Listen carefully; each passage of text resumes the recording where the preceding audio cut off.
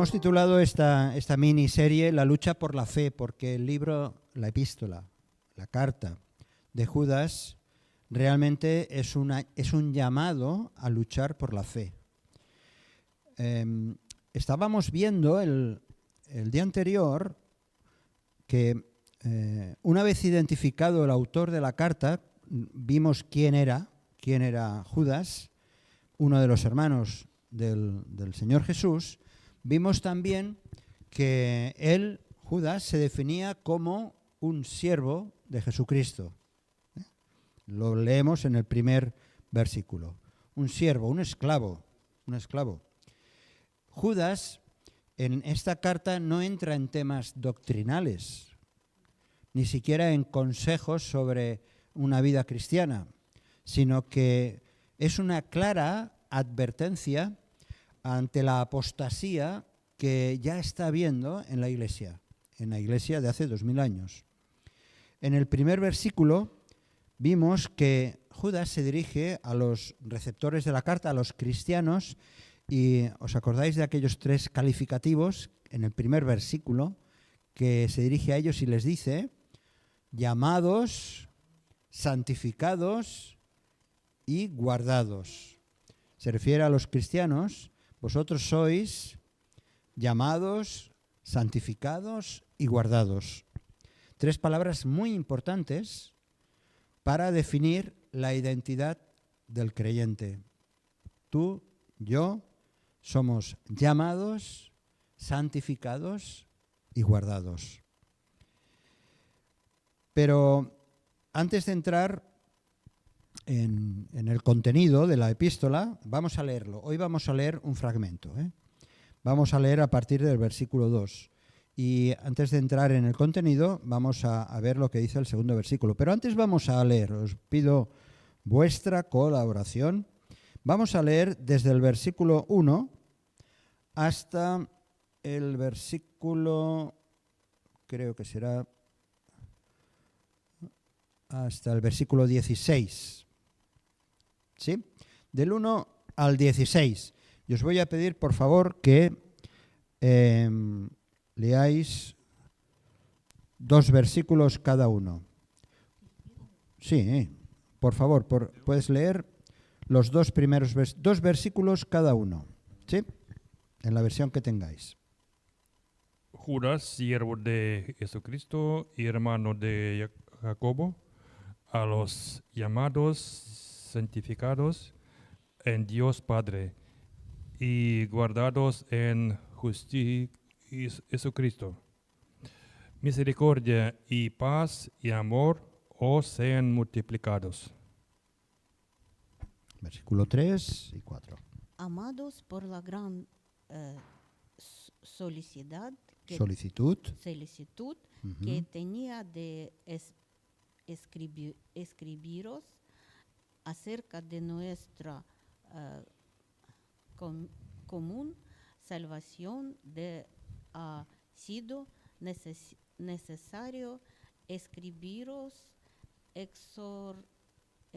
exhortándoos que contendáis ardientemente por la fe que ha sido una vez dada a los santos. Porque algunos hombres han entrado encubiertamente, los que desde antes habían sido destinados para esta condenación. Hombres impios que convierten en libertinaje la gracia de nuestro Dios y niegan a Dios el único soberano y a nuestro Señor Jesucristo. Muy bien, 2 versículos bien largos, ¿eh?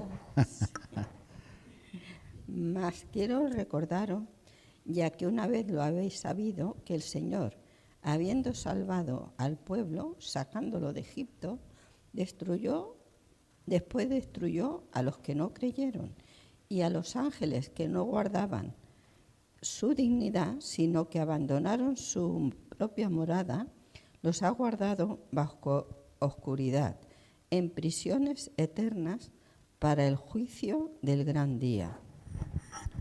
Como veis, es una lectura realmente seria e importante. Vamos a seguir adelante. Como Sodoma y Gomorra y las ciudades vecinas, las cuales, de la misma manera que aquellos, habiendo fornicado e ido en pos de vicios contra la naturaleza, fueron puestas, por ejemplo, sufriendo el castigo del fuego eterno. No obstante, de la misma manera, también estos soñadores mancillan la carne, rechazan la autoridad y blasfeman de las potestades superiores. 9. Versículo 9 y 10.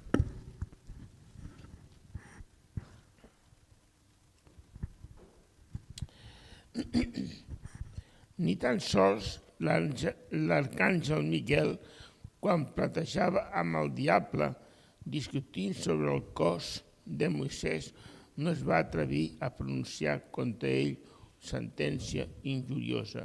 Tan sols li va dir que ell castigui el Senyor. Aquests, però, indurien allò que desconeixen i es corrompen amb allò que només coneixen per instint, com els animals irracionals. Luego explicaremos un poco cada uno de estos pasajes. 11. Sí, 11 y 12. Y de ellos, porque han seguido el camino de Caín y se lanzaron por lucro en el error de Balaam y perecieron en la contradicción de Coré.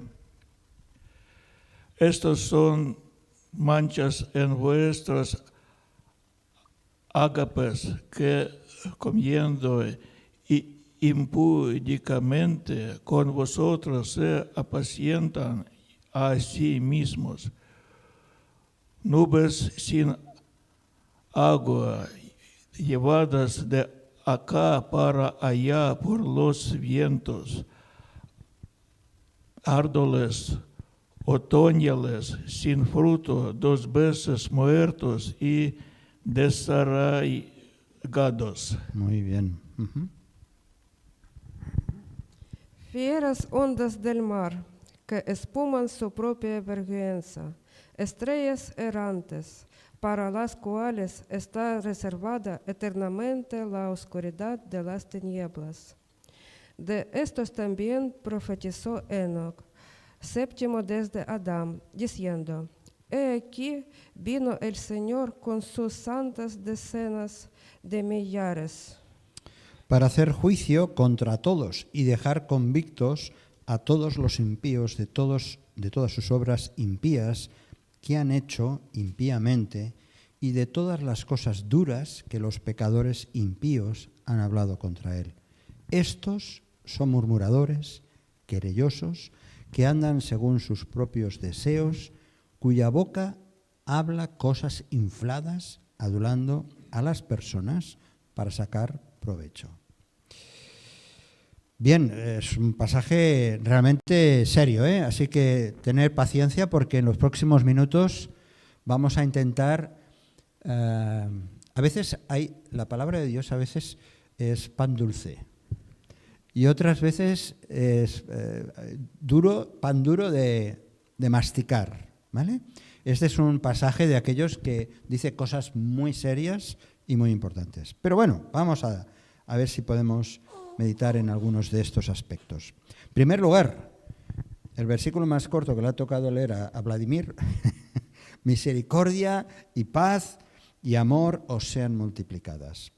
Podríamos decir, ¿verdad?, que estas 3 palabras es un deseo clásico que le deseamos a cualquier, especialmente a cualquier hermano. Misericordia, paz y gracia, o paz y amor. Lo solemos hacer, pero cada uno de estos aspectos contienen enseñanzas muy importantes. La misericordia de Dios, la misericordia de Dios es el manantial de todo el bien que tenemos. gracias a la misericordia. La misericordia no es lo mismo que la gracia. Es parecida, pero no es lo mismo. Voy a explicar un poco una cierta diferencia. Aunque en el original podéis ver aquí, no sé, estoy yo aquí delante, pero bueno, en griego esas dos palabras son distintas, pero es que también tienen una connotación, un significado un poco diferente. La gracia, lo que hace la gracia es que apunta a los pecados y a los pecadores, apunta a los seres humanos que somos pecadores. La gracia es ese atributo de Dios que pone en evidencia los pecados, porque Dios, su gracia, se manifiesta por el hecho de que hay pecadores. Voy a dar un paso más adelante. Pero el don gratuito, ese don gratuito, se expresa con esta palabra, eleos, que significa misericordia. Es decir, existe la misericordia de parte de Dios frente a los pecados del hombre y entonces actúa la gracia de Dios. ¿Sí? O sea, la gracia forma parte del atributo de Dios. Por otro lado están los pecados, el hombre pecador, y cuando ese hombre pecador, tú y yo, cuando nos hemos entregado a Él, recibimos esa misericordia que nos lleva precisamente a aceptar ese Salvador y que nos da vida eterna. Por ejemplo, tomamos el versículo tan conocido de Juan 3:16, lo sabemos de memoria, ¿no? Juan 3:16 dice, porque de tal manera amó Dios al mundo, y aquí vemos en esta primera explicación, vemos su misericordia. Amó tanto Dios al mundo, vemos la misericordia. Dice el versículo, de tal manera amó Dios al mundo que le llevó a entregar a su Hijo unigénito. Bien, aquí vemos la acción, la gracia es la acción.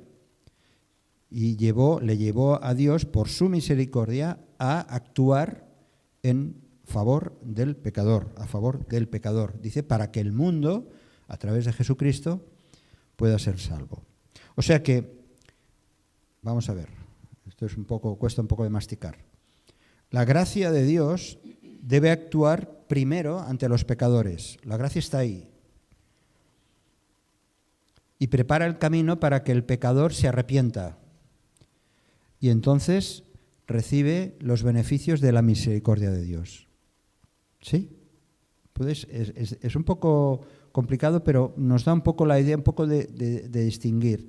La misericordia de Dios se hace realidad en nosotros cuando actúa la gracia. Pero para que actúe la gracia, yo me tengo que arrepentir. ¿Sí? Bueno, no es algo milimétrico, sino que es todo que está funcionando, es como estamos dentro de una lavadora, ¿verdad? Que estamos dando vueltas, pues se van combinando estos tres aspectos, la misericordia de Dios, su gracia y nuestra condición y nuestro arrepentimiento, que recibimos los beneficios de esa gracia.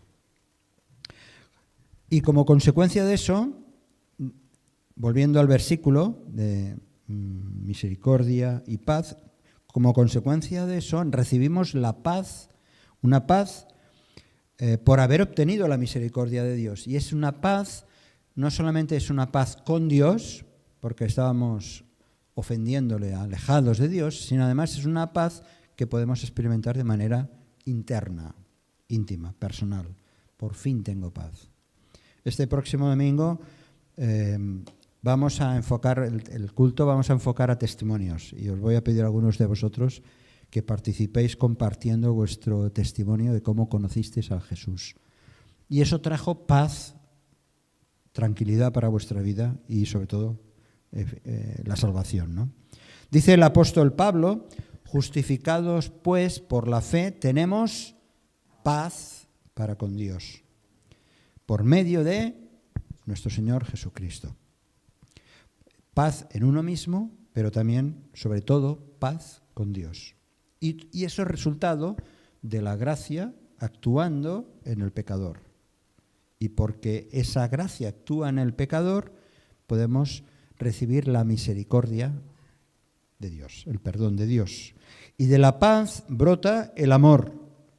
El amor de Cristo hacia nosotros nos lleva, ese amor del cual nos beneficiamos, ese amor nos lleva a amar a Dios y amar al prójimo.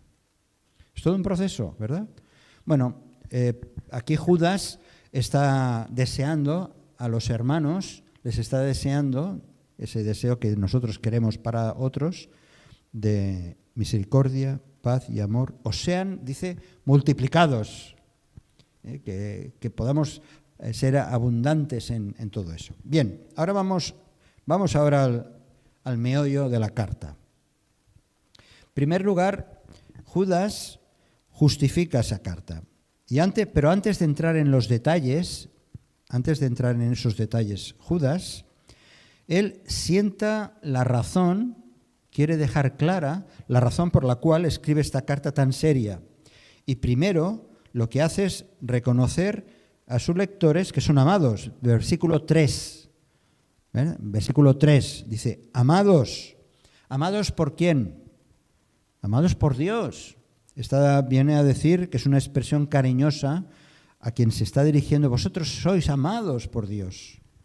Y ahora lo que os voy a decir, dice Judas, como es tan serio, quiere dejar claro que el que está leyendo o escuchando reconozca que es amado por Dios, porque lo que va a decir son cosas muy serias. ¿Bien? ¿Sí? Pues vamos a ver algunas de estas cosas. Sigue diciendo el versículo 3, por lo menos en mi versión, dice, por la gran solicitud que tenía de escribiros. Judas está diciendo, tenía un deseo muy fuerte para escribiros esta carta ante una situación preocupante que se estaba dando en la iglesia. Y eso no le dejaba descansar. Él dice, ¿verdad? Dice, por la gran solicitud que tenía de escribiros acerca de nuestra común salvación, me ha sido necesario escribiros. Es que si no os escribo me muero. Si no os escribo no puedo ni dormir. Esto es lo que viene a decir. Y directamente les exhorta. Dice en la segunda parte del versículo, ¿veis? Que dice, me ha sido necesario escribiros exhortándoos. Una exhortación no es un consejo. Una exhortación no es una opinión. Una exhortación es decirle a alguien algo para que actúe, para que haya un cambio, sea para un cambio radical en su vida o simplemente adoptar una nueva manera de ser o de hacer.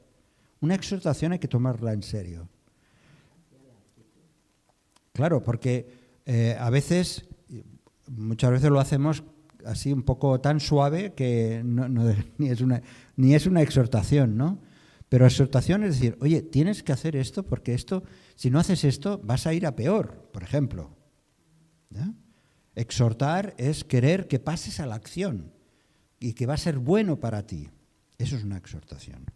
Pues Judas les está diciendo lo que os voy a decir, os voy a exhortar que contendáis ardientemente, que luchéis ardientemente por la fe. Eso es el prólogo a lo que va a decir ahora, a continuación en la carta. ¿Por qué? Pues porque la apostasía que ya se estaba dando en la iglesia no solamente era algo esporádico, sino que había ya una corriente, una tendencia por un grupo de cristianos, pseudo-cristianos, que estaban diciendo cosas que no tenían nada que ver con la fe verdadera.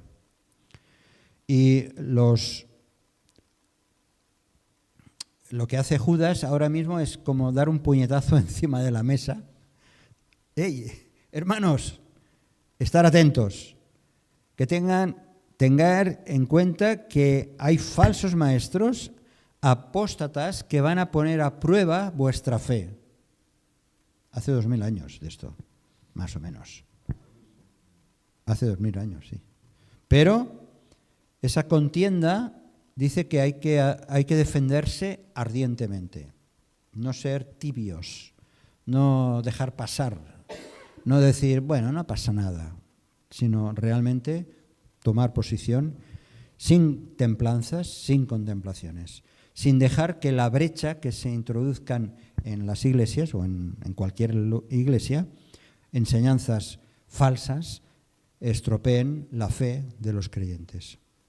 En ese mismo espíritu, que es el mismo espíritu que Lucas narra en Hechos, ¿lo podéis leer? ¿Quién le toca, por favor? ¿Alguien puede leer ahora?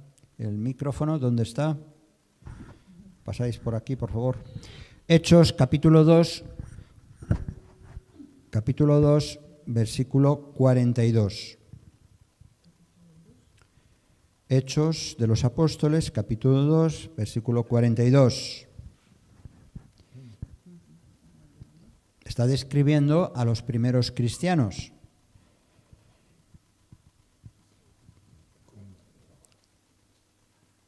¿42? ¿Sí? Y si no, también lo tenéis en pantalla y se puede leer desde la pantalla. Uh-huh.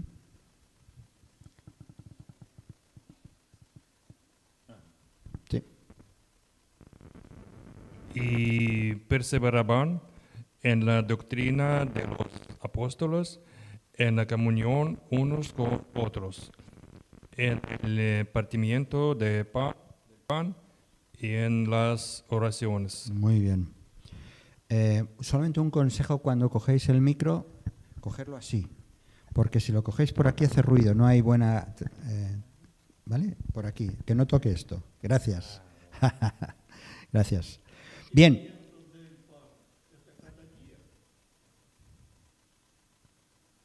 No, aquí no dice cada día, no dice cada día. Pero bueno, el énfasis que quiero decir, cuando se encontraban hacían estas cosas, pero el énfasis que quiero dar es del primer versículo, de la primera parte del versículo. Dice que perseveraban en la doctrina de los apóstoles.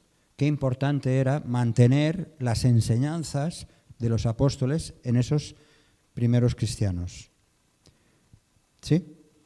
¿Por qué? Porque ya se estaban empezando a dar situaciones de gente que estaba enseñando otras cosas. Había que perseverar en la doctrina. Bien, entonces empieza a hablar de la apostasía. La apostasía consiste, ¿qué es? La apostasía consiste en un alejamiento de la fe, es decir, de la fe que en esos momentos era la que estaban enseñando los apóstoles, los seguidores de Jesús, aquellos a los que escogió y a los que les estuvo revelando sus planes. Así que en tiempos de Judas, la característica de la apostasía era como una pequeña nube, que hoy en día ya no es una pequeña nube, sino es como un gran huracán que está arrasando en muchos rincones de nuestro mundo. Muchas de las cosas que escribió Judas ahora son muy visibles en nuestros tiempos. Ahora vamos a ver algunos detalles. Así que la apostasía no es algo que estamos esperando a ver cuándo llegará, sino que es algo que ya está actuando en este mundo y también en medio de la Iglesia. No es una corriente, sino que es una realidad. Los apóstatas se introdujeron en la Iglesia con engaño y por eso en las Escrituras encontramos diferentes advertencias sobre eso. Segunda Corintios, capítulo, vamos a ir un poco rápido porque hay varios textos aquí. Segunda Corintios, capítulo 11, versículo 13. El apóstol Pablo hace esta advertencia. ¿Quién lo puede leer, por favor? Segunda Corintios 11, 13. Porque estos son falsos apóstoles, obreros fraudulentos que se disfrazan como apóstoles de Cristo. Esto es serio, estaba ocurriendo. Entonces ya Pablo tiene que advertir. El enemigo de Dios, Satanás, el primer y gran apóstata, desde un principio trató de introducir errores y pensamientos totalmente ajenos a la doctrina de Cristo, desde el principio de la Iglesia. Y para eso usaba a personas dispuestas a engañar a otros. El apóstol Pablo reiteradamente advirtió en sus escritos, en sus cartas, advirtió del peligro de estos apóstatas. Y en la última visita a la iglesia de Éfeso, él relata en el libro de los Hechos de los Apóstoles, hace también una explicación a los ancianos de esa congregación de Éfeso y les dice estas palabras. ¿Lo puedes leer, por favor? Ahí lo tienes. Es Hechos capítulo 20, versículos del 29 al 31. Porque yo sé que después de mi partida entrarán en medio de vosotros lobos rapaces, que no perdonarán al rebaño. Y de vosotros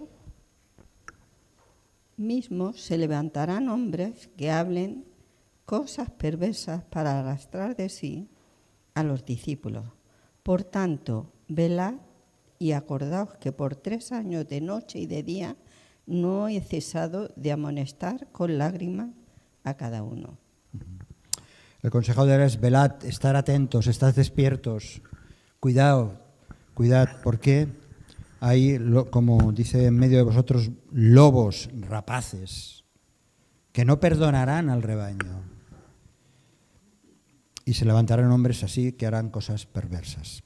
Bien, a Timoteo no está aquí en pantalla, pero en 2 Timoteo, capítulo 3, versículos del 2 al 5, hace una descripción tremenda, advirtiendo Pablo a Timoteo de estos. 2 de Timoteo, capítulo 3, versículos del 2 al 5. Del 2 al 5.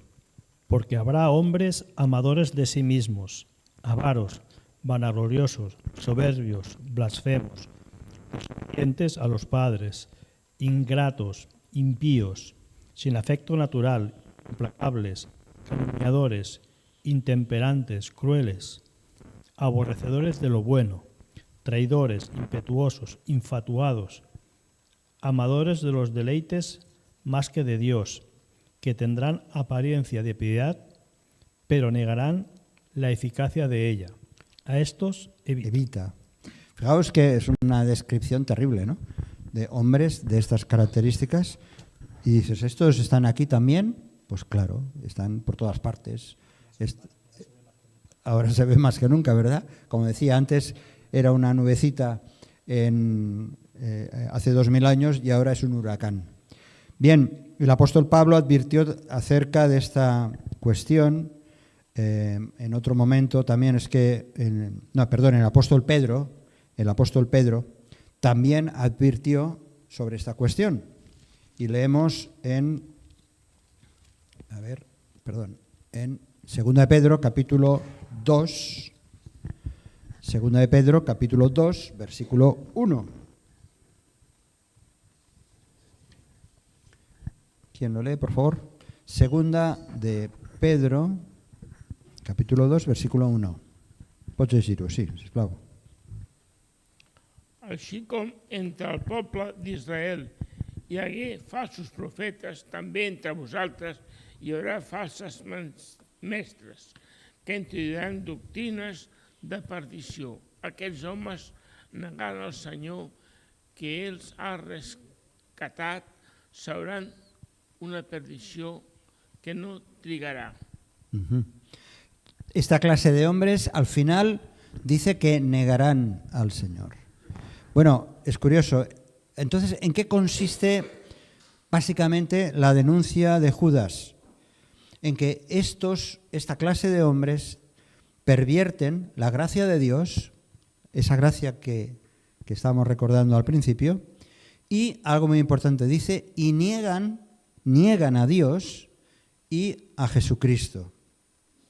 Y hoy lo hacen parcial o totalmente, pues lo hacen los testigos de Jehová, lo hacen los mormones, los unitarios, los movimientos mesiánicos y tantas otras sectas que hay, pseudocristianas, algunas de ellas, así como el Islam o el propio judaísmo actual, que niegan la divinidad de Cristo, ¿verdad que sí? Es que es clave, es fundamental. Dice, a estos evitarlos. Lo más terrible es quienes antes habían estado en el ámbito de la Iglesia, que estos también los hemos conocido, los conocemos, que han estado en el ámbito de la Iglesia y han rechazado la sangre de Cristo, alejándose de la mano del Señor y convirtiéndose en vasallos del diablo y rechazando el valor y el poder de la sangre de Cristo. Entonces Judas después de haber dado esta advertencia, entonces empieza a hacer un poco de historia. Vamos a hacer muy rápido esa historia que encontramos desde el versículo 5 en adelante. Y recuerda los orígenes. Para los judíos esta historia es muy conocida, o algunos ejemplos. Judas da 6 ejemplos de apóstatas. De esos 6 ejemplos, 3 son grupos de personas y otros 3 son individuos. Vamos a verlos muy rápidamente, lo hemos leído antes, al principio. En primer lugar, habla del pueblo de Israel. El pueblo de Israel, aquellos que tuvieron tantos privilegios, que lo recordamos tantas veces, que fueron liberados de Egipto, pero después no creyeron. El Señor sacó al pueblo de Israel de Egipto, pero después, cuando estaban en el desierto, no creyeron. Y una muestra muy clara fue cuando llegaron hasta Cades Barnea, una población cercana a la tierra prometida, y envían los espías, ¿os acordáis la historia? Envían los espías, 12, y cuando regresan de la tierra prometida de Canaán, pues dicen que sí, aquello es fantástico, pero 10 de ellos dicen, uy, ahí hay gigantes, ahí nos matarán. Y entonces el pueblo no creyó la promesa de Dios de que yo os saqué de Egipto para entrar en la tierra prometida. La primera parte sí, pero la segunda parte de entrar en la tierra prometida no creyeron. ¿Y qué hizo Dios? Castigó durante 38 años en el desierto dando vueltas y toda una generación quedó en el desierto. Prefirieron quedarse en el desierto antes que creer en Dios. Y Judas lo pone como ejemplo. Es un ejemplo de apostasía, de alejamiento de la fe. Y sufrieron la consecuencia. Solamente nos acordamos de Josué y Caleb, esos otros 2 espías que dijeron, no, vamos adelante, podemos, y ellos fueron los que lideraron después la entrada en la tierra prometida. El otro segundo grupo, son los ángeles en rebelión, ¿verdad? Versículo 6, y a los ángeles que no guardaron su dignidad, sino que abandonaron su propia morada, los ha guardado bajo oscuridad, dice, en prisiones eternas para el juicio del gran día. En algún momento de la eternidad o del pasado, ciertos ángeles no conservaron su condición, prefirieron esa libertad que Dios les dio, prefirieron obrar en contra de su Creador. Y un número de criaturas, un número incalculable que no sabemos, de criaturas espirituales, esos ángeles, dice que fueron capturados y en prisión, en una prisión, no sabemos bien de qué tipo, pero parece ser que hay 2 grupos de ángeles caídos, esos que ya están en prisión, por así decirlo, y otros que son los demonios que corretean por esta tierra.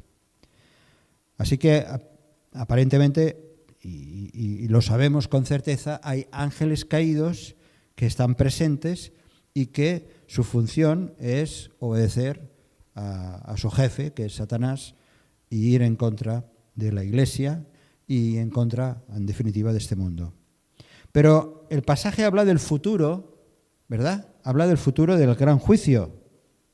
Acaba el versículo 6, dice al final, para el juicio del gran día.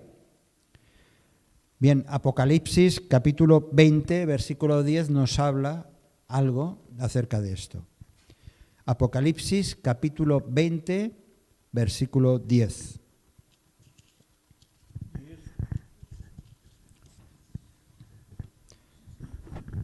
Apocalipsis capítulo 20, versículo 10. Y el diablo que los engañaba fue lanzado en el lago de fuego y azufre, donde estaban la bestia y el falso profeta, y serán atormentados día y noche por los siglos de los siglos. Ya definitivamente esos ángeles caídos serán lanzados para el gran juicio con ese castigo. El tercer grupo, ya tenemos dos grupos de apóstatas que está poniéndolos como ejemplo Judas. El tercer grupo es las ciudades de Sodoma y Gomorra. Conocemos la historia, cómo fueron destruidos, Lot fue sacado, gracias también a las oraciones de Abraham. Dios destruyó esas ciudades porque sus habitantes profanaron la dignidad de sus propias vidas, de sus propios cuerpos y la dignidad de otras personas. E indujeron a las gentes, las empujaron a entregarse a formas extremas de inmoralidad en el ámbito sexual, ofendiendo continuamente a Dios. Y hoy en día estas conductas están ocurriendo igual.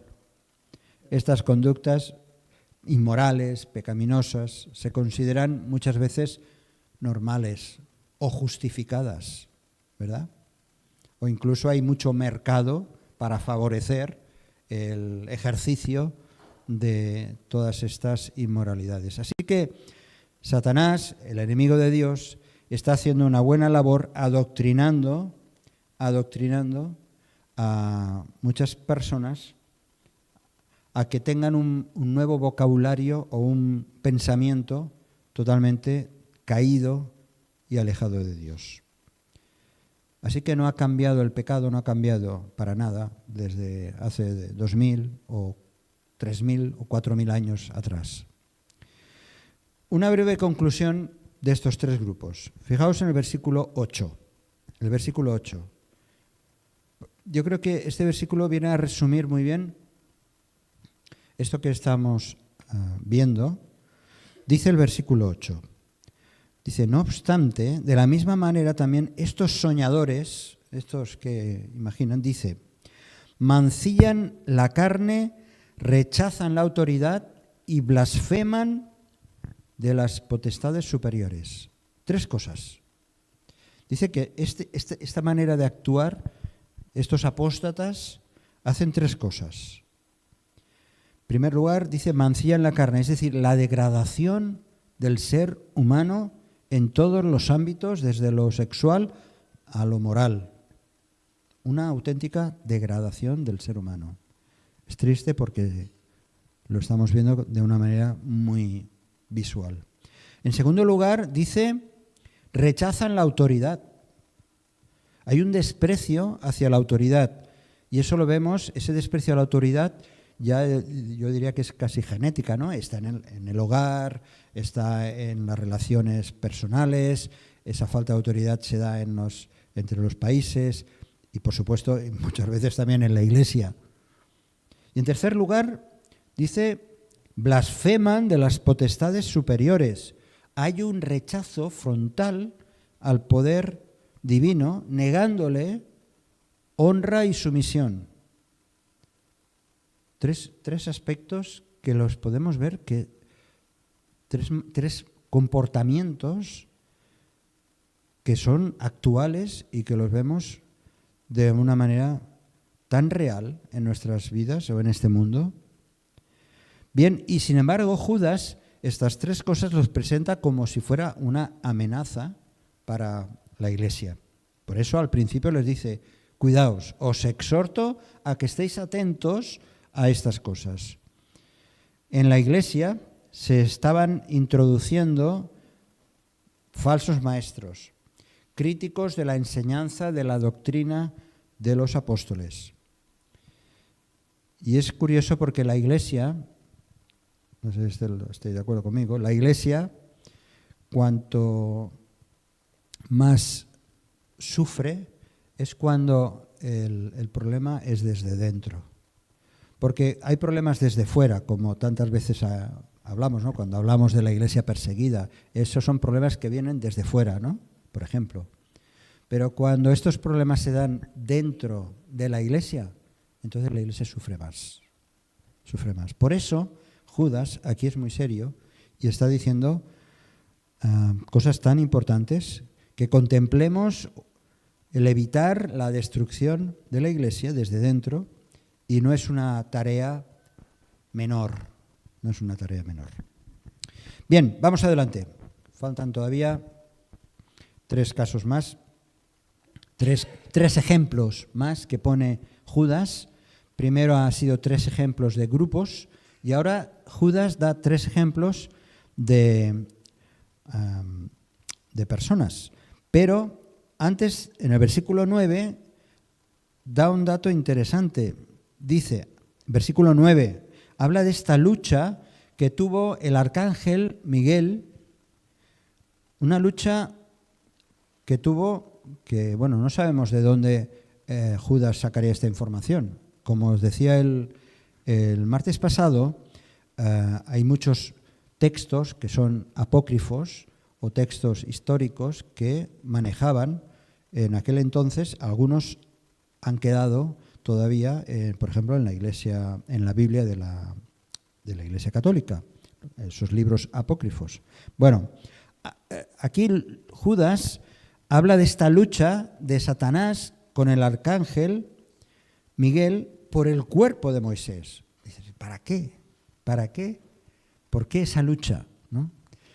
¿Cuántas veces la gente ha querido venerar el cuerpo de un santo, ¿no? de Mahoma, de cualquier líder religioso, o como ocurre en nuestra historia local de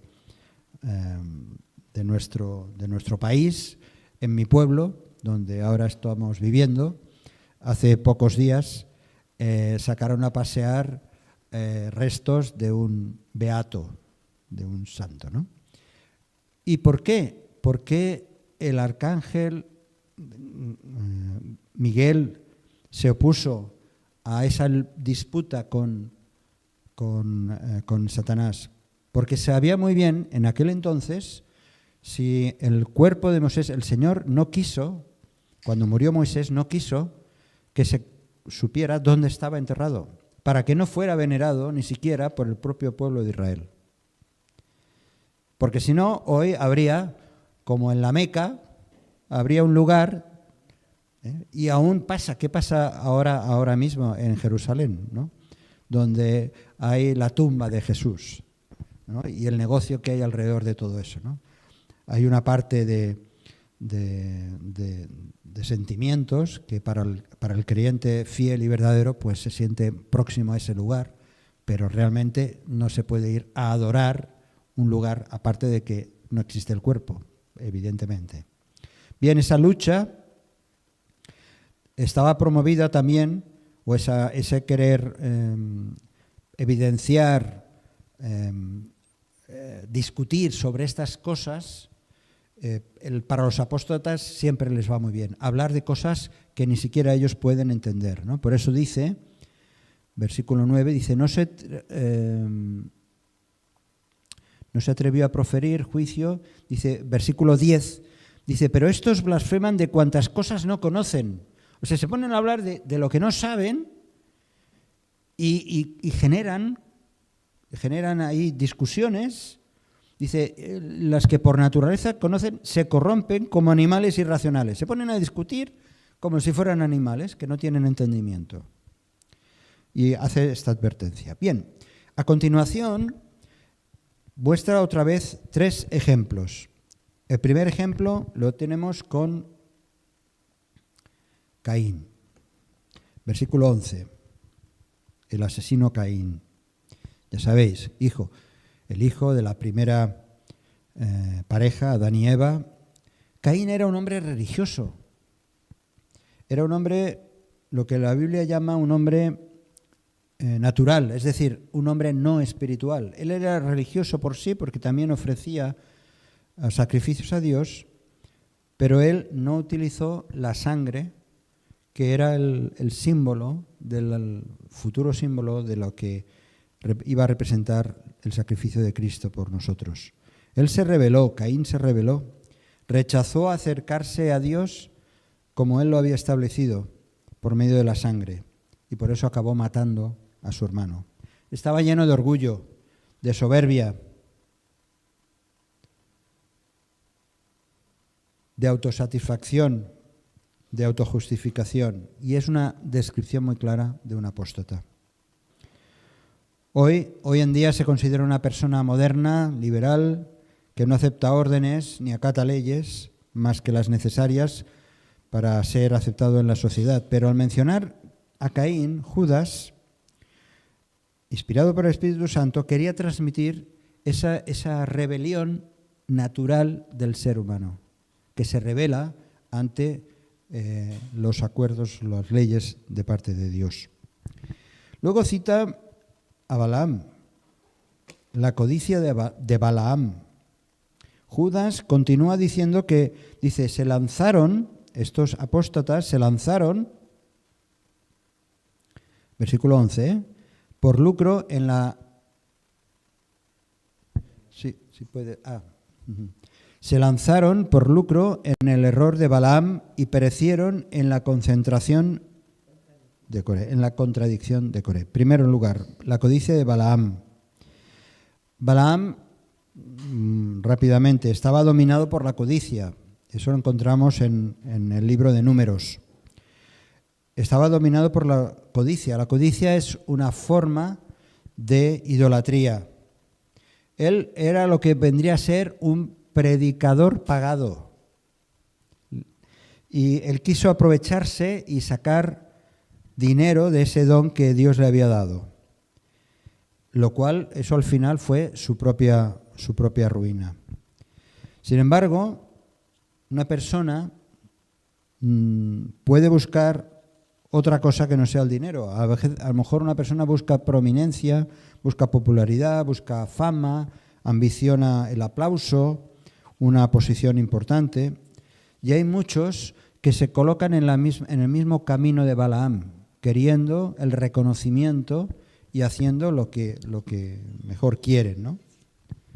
El error de Balaam, tal como fue descrito aquí en Judas, él habla del lucro, el dinero, el lucro. También eso fue su perdición, Judas Iscariote. Balaam no reconoció que había una moralidad divina, alguien a quien tenía que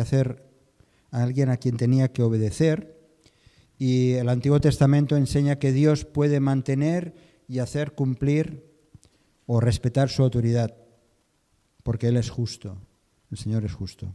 Balaam no podía comprender que Dios perdonaría al pueblo de Israel cuando los israelitas se volvieran a él. Algo parecido le pasó a Jonás, ¿no? Que no esperaba que Dios perdonase, y al final Jonás se enfada porque Dios perdona a Nínive.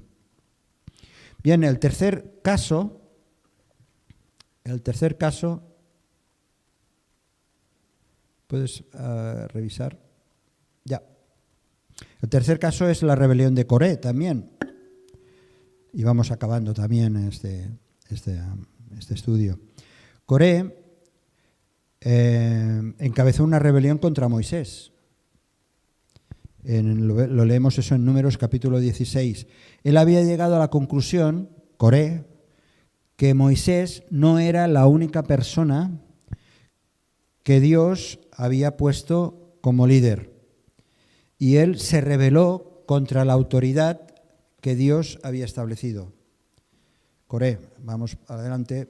Aquí hemos estado viendo todo esto. Aquí. Gracias. Y Coré se rebeló contra la autoridad que Dios había establecido y esa autoridad era Moisés. Él quiso entrometerse en algo que era sagrado. Por eso le preguntó a Dios, bueno, ¿has hablado solamente por medio de Moisés? Y empezó a generar un problema en medio del pueblo de Israel. ¿Quién piensa Moisés que es? Vamos a ver, ¿quién es Moisés? Empezó a cuestionar el liderazgo de Moisés. En fin, Coré se rebeló contra Dios, se opuso a la autoridad de Moisés y entonces hubo ahí consecuencias también. El hombre fue rebelde, se rebeló contra Dios y dice que el apóstol Judas dice que tal rebelión era una característica precisamente de los apóstatas. Y hace toda esta descripción que hemos leído hasta el versículo 16. Y aquí vamos acabando. Caín no creyó que uno necesita venir a Dios en la forma en que Dios está diciendo que hay que ir a Él. Nos habla del corazón humano, del ser humano, que quiere hacer lo que uno quiere sin tener en cuenta a Dios. El error de Balaam consistió en creer que un Dios santo debía castigar el pecado y que los pecadores no podían ser perdonados. Es que ese se merece el castigo, ¿no? Esa es la idea que muchas veces tenemos. El apóstata también se rebela contra Dios, como lo hizo Coré. Todo eso estos asumen que una autoridad, esa autoridad, la autoridad de Dios, no les corresponde, que no tiene nada que ver con sus vidas. Por eso al final, el versículo 16 dice, estos son murmuradores, querellosos, que andan según sus propios deseos, cuya boca habla cosas infladas, adulando a las personas para sacar provecho. Solamente buscan su beneficio. Bien, hemos hecho un viaje así rápido sobre la apostasía que estaba denunciando Judas, que se estaba dando en la iglesia de aquel entonces, pero que vemos que también hoy en día se está dando en nuestros tiempos y multiplicado. Por eso el próximo día acabaremos esta epístola y veremos un poco los consejos. Aquí sí que hay unos consejos finales de parte de Judas. Sí, pues hasta aquí Judas, por lo menos este fragmento. Si este mensaje te ha bendecido o te ha ayudado en algo, puedes suscribirte a nuestro canal de YouTube. También conocerás nuestra comunidad, la Asamblea Bíblica del Camp de Tarragona, en Cambrils, España, a la que estás cordialmente invitada o invitado. También puedes seguirnos por las redes sociales. Los enlaces los encontrarás aquí abajo y podrás visitar nuestra página, así como conocer nuestros programas radiales y podcasts de Yum Radio. ¿Qué? ¿Te suscribes ya a nuestro canal?